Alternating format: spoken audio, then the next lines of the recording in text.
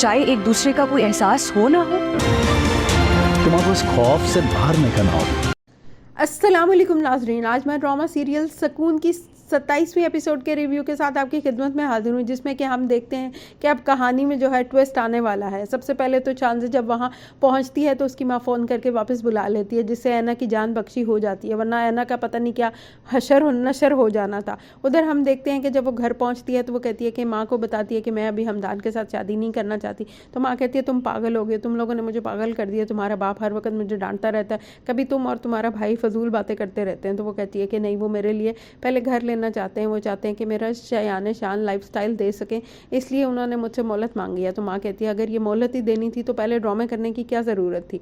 अब उसको क्या पता कि असल में हमदान की ज़िंदगी में क्या चल रहा है और क्या होने वाला है। उधर हम देखते हैं कि आयमा बेचारी बहुत रोती है और ऐना की यादों में खो जाती है और फिर सोचती है कि उसका इतना बुरा नसीब क्यों है। और फिर माँ जो है वो अपने शौहर को बताती है कि अमजद अभी वो शादी नहीं करना चाहता। तो वो कहता है कि मेरा एक ही दामाद है, मैं उसके आगे पैसों का ढेर लगा दूंगा। लेकिन वो कहती है कि वो ऐसा नहीं है, वो सब कुछ खुद करना चाहता है। लेकिन वो कहता है कि मैंने लोगों को तारीख बता दी, अब सब कुछ हो गया है, अब ऐसा वैसा कुछ भी करने की ज़रूरत नहीं, जो मैं कहूँगा वही होगा।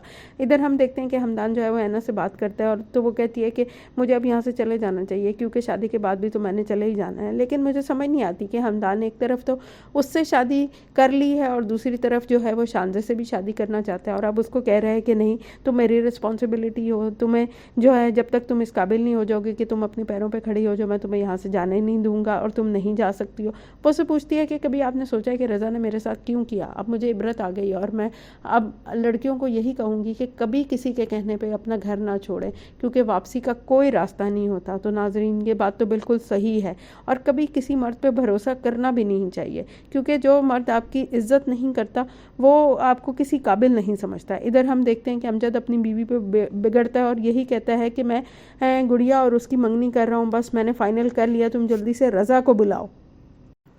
फिर हम देखते हैं कि अमजद साहब जो है वो हमदान को जो है वो घर के पेपर्स जो है वो भिजवाते हैं, जिसे वो गुस्से से फेंक देता है और वो ऊपर से आ जाते हैं। तो वो कहते हैं कि आप मुझे बुला लेते, लेकिन वो कहता है कि मैंने तुम्हारा रिएक्शन देखना था, लगता है तुम्हें अच्छा नहीं लगा। कहता है क्योंकि मैं चाहता था कि मैं ये सब कुछ खुद करूँ, लेकिन वो कहता है कि तुम यही समझो कि ये तुमने ही किया है और मैं अपनी बेटी की खुशी के लिए कर रहा हूँ। इधर फिर हम देखते हैं कि ऐना जो है वो कॉलेज से फ़ोन करके हमदान का शुक्रिया अदा करती है कि उसकी वजह से उसकी असाइनमेंट बहुत अच्छी हो गई, और माँ जो है वो उस्मान को जो है वो समझाती है और कहती है कि अपना रवैया बदल ले, तूने ऐना के साथ भी यही रवैया रखा था, वो तुझसे मुतनफ़र हो गई थी, अब आयमा के साथ भी तू यही कर रहा है, इसके दिल में कभी भी तेरी जगह नहीं बन पाएगी। तो वो कहता है कि तुम्हारी भतीजियाँ इतनी चालाक हैं कि आसमान पर टाकी लगा कर आ जाएं।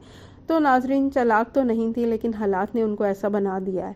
और वो कहता है कि मैं इससे ज़्यादा क्या बर्बाद हूँगा, दिल चाहता है कि किसी दिन ट्रेन के नीचे आ जाऊँ। और वो जो है ऐना का किए का बदला आयमा से हर रोज़ लेता है और यही कहता है कि अगर अब तुमने मुझे कुछ कहा तो मैं घर वापस ही नहीं आऊँगा। उधर हम देखते हैं कि ऐना जो है वो हमदान को समझाती है कि वो जो है हमदान को समझाती है कि वो इस गिफ्ट को कबूल कर ले, क्योंकि माँ बाप ने बेटियों को कुछ ना कुछ देना ही होता है। और यहाँ पे इस किस का इख्तिताम हो जाता है। चलिए नाज़रीन, नेक्स्ट प्रोमो का भी रिव्यू कर लेते हैं।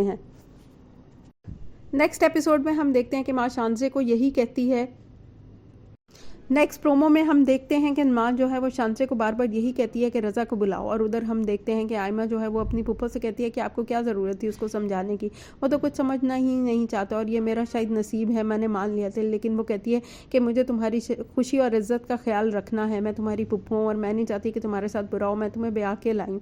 लेकिन वो कहती है कि ये कभी भी जो है आपका बेटा कभी भी सुधर नहीं सकता। और फिर नाज़रीन, एक फिल्मी सीन आ जाता है जिसमें हम देखते हैं कि हमदान पास्ता बना रहा होता है और ब्लैक पेपर नहीं मिलता, वो डालती है और एकदम से उसके हाथ पे भाप पड़ जाती है और वो फ़ौरन उसका हाथ पकड़ लेता है और उसके फिर हाथ पे ऑइंटमेंट लगाता है। तो नाज़रीन, मुझे समझ नहीं आती कि वो किसी महल से आई हुई है, वो रहती तो अपने घर में थी और वहाँ पे कुकिंग भी यकीनन करती होगी। यहाँ कभी हाथ उसका इस्त्री से जल जाता है और कभी हाथ उसका उस पर भाप पड़ जाती है, ताकि वो हमदान की हमदर्दी जो है वो ले सके। और फिर हमदान भी हम देखते हैं उसके हाथ पे लगाता है, ख्यालों में खो जाता है, वो भी खो जाती है और उसको हमदान जो है वो बहुत ही ज़्यादा पसंद आना शुरू हो गया, क्योंकि इससे थे इंसान तो वो एक बहुत ही अच्छा इंसान है जिसने एक बेसहारा लड़की को सहारा दिया और अब जो है वो उसके घर में रह रही है और वो उसका इतना ख्याल रख रहा है।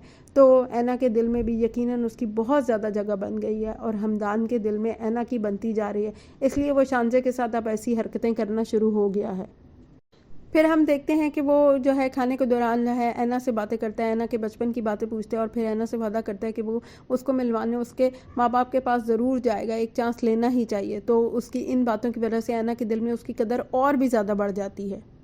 اور ادھر بیچاری آئمہ قسمت کی ماری سو رہی ہوتی ہے اور عثمان جو کہ رات سے کہیں غائب ہوتا ہے وہ اچانک آ جاتا ہے اور اس کو آئمہ کو سوتا دیکھ کے آگ لگ جاتی ہے۔ اسے اتنا برا لگتا ہے کہ وہ پانی کا جگ اٹھا کر اس کے اوپر انڈیل دیتا ہے اور وہ بیچاری گھبرا کے اٹھ بیٹھتی ہے، لیکن چونکہ وہ اپنی قسمت کو جو ہے ایکسیپٹ کر چکی ہوئی ہے اس لیے وہ اس چیز کا اتنا برا نہیں مناتی اور اسے کہتی ہے میں تمہارے لیے کھانا لاؤں، تو وہ کہتا ہے تمہیں نہیں پتا کہ جب تک شوہر گھر نہ آئے بیوی کو سونا نہیں چاہیے۔ تو کیا ناظرین جو ہے بیوی واقعی شوہر کی جوتی ہوتی ہے؟ مطلب جو وہ کہے گا وہ وہی کرے گا؟ وہ انسان نہیں رہتی ہے شادی کے بعد؟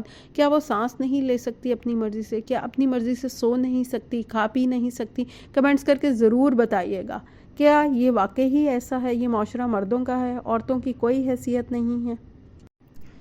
ادھر ہم دیکھتے ہیں کہ آئمہ کی ماں اس سے ملنے کے لیے آ جاتی ہے، لیکن وہ ماں کے آنے پہ اور زیادہ دکھی ہو جاتی ہے اور اس کو یہی کہتی ہے کہ آپ نے ایک بیٹی کی غلطی کی سزا دوسری کو دی ہے اور میری بہن کا بدلہ آپ مجھ سے لے رہی ہیں۔ وہ کہتی ہے مجھے معاف کر دو، میں تمہارے کچھ نہیں کر سکتی۔ کہتی ہے آپ نے مجھے اتنی بری زندگی دی ہے جس میں نہ اعتبار ہے اور میری دن رات جو ہے وہ رسوائی ہوتی ہے اور وہ میری بہن کے کیا کا بدلہ مجھ سے دن رات لیتا ہے۔ ماں کہتی ہے مجھے معاف کر دو، لیکن وہ کہتی ہے کہ یہ بہت مشکل ہے، میں نے اس جہنم زدہ زندگی کو قبول کر لیا لیکن میں آپ کو کبھی بھی معاف نہیں کروں گی۔ پھر ہم دیکھتے ہیں کہ کہانی میں ایک سرپرائز آتا ہے، یعنی کہ رضا جو ہے وہ حمدان کے ساتھ آ جاتا ہے، سب بہت خوش ہوتے ہیں، منگنی کی پلاننگ کر رہے ہوتے ہیں۔ ادھر ہم دیکھتے ہیں کہ حمدان جو ہے وہ اینا کا بہت ہی زیادہ خیال رکھ رہا ہے کہ اس کے ایگزامز ہیں، کبھی اس کو دودھ اور بادام دیتا ہے، کبھی یہی کہتا ہے کہ میں تمہیں چھوڑنے جاؤں گا، کوئی بھی مسئلہ ہو تو فوراً مجھے بتا دینا۔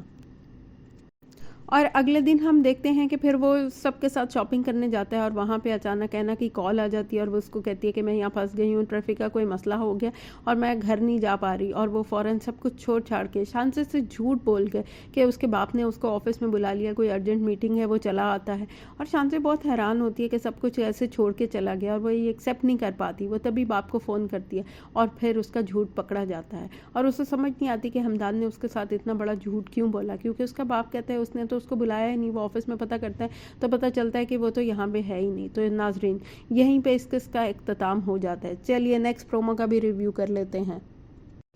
نیکسٹ پرومو میں ہم دیکھتے ہیں کہ شانزے بہت زیادہ پریشان ہوتی ہے اور وہ یہی سوچتی ہے کہ خالی انگوٹھی پہنانے سے کوئی بھی رشتہ قائم نہیں ہو جاتا، جبکہ ایک دوسرے کا احساس ہی نہیں ہے۔ وہ سوچتی ہے کہ حمدان کو اس کا احساس ہی، جن چیزوں کو وہ امپورٹنٹ سمجھتی ہے ان کو حمدان بالکل بھی امپورٹنس نہیں دیتا۔ ادھر ہم دیکھتے ہیں کہ رضا کی منگیتر جو ہے وہ کہتی ہے مجھے رضا اور اس کے رشتے میں کوئی بھی انٹرسٹ نہیں ہے اور رضا کا موڈ بہت آف ہو جاتا ہے۔ اور ادھر ہم دیکھتے ہیں کہ جو ہے اینا وہ بیچاری حمدان کو کہتی ہے کہ میری وجہ سے کوئی بھی پرابلم کریٹ ہو میں نہیں چاہتی ہوں، اور میں ایسا کچھ نہیں چاہتی، میں چاہتی ہوں کہ آپ کی زندگی میں سب کچھ اچھا ہو جائے۔ پھر ہم دیکھتے ہیں کہ شانزے بہت غصے میں حمدان کے گھر آتی ہے اور اس کو یہی کہتی ہے کہ مجھے سمجھ آ گئی ہے کہ آپ کی زندگی میں میری کیا اہمیت ہے، اور وہ یہ کہہ کر چلی جاتی ہے۔ اس کے بعد ہم دیکھتے ہیں کہ حمدان پھر بھی بڑا نارمل رہتا ہے اور اینا کے ساتھ کھانا کھا رہا ہے اور اس کو کہتا ہے کہ اپنے لیے خود فیصلے کرنا سیکھو، یعنی کہ وہ پوری طور پہ جو ہے وہ اینا کو سپورٹ کر رہا ہے۔ اور مجھے تو لگتا ہے کہ یہ نکاح کے دو بولوں نے اس کے دل میں اینا کی محبت ڈال دی ہے کہ وہ اب اس کو چھوڑ بھی نہیں پا رہا اور وہ بار بار یہی کہتا ہے کہ میری تم ذمہ داری ہو، حالانکہ مجھے لگتا ہے کہ وہ اب اس کو چھوڑنا چاہتا ہی نہیں ہے۔ اس کے دل میں اس کے لیے بہت زیادہ محبت پیدا ہو گئی ہے، حتیٰ کہ شانزے سے بھی زیادہ، کیونکہ شانزے کو تو پھر بھی وہ اگنور کر لیتا ہے، اس کو چھوڑ بھی سکتا ہے، لیکن اینا کو نہیں کرنا چاہتا۔ اور ناظرین ڈرامے میں ایک نیا ٹویسٹ آئے گا جس میں کہ ہم دیکھتے ہیں کہ اینا واک کر کے آ رہی ہوتی ہے اور رضا اس کو دیکھ لیتا ہے، اور یہیں پہ اس پرومو کا بھی اختتام ہو جاتا ہے۔ تو چلیے ناظرین کمنٹس کر کے ضرور بتائیے گا آپ کو میرا یہ ریویو کیسا لگا، یقیناً پسند آیا ہوگا۔ پلیز ناظرین لائک کر دیا کریں، سبسکرائب کریں اور شیئر کر دیا کریں۔ اچھا ناظرین اب میں چلتی ہوں، دعاؤں میں یاد رکھیے گا۔ اللہ حافظ۔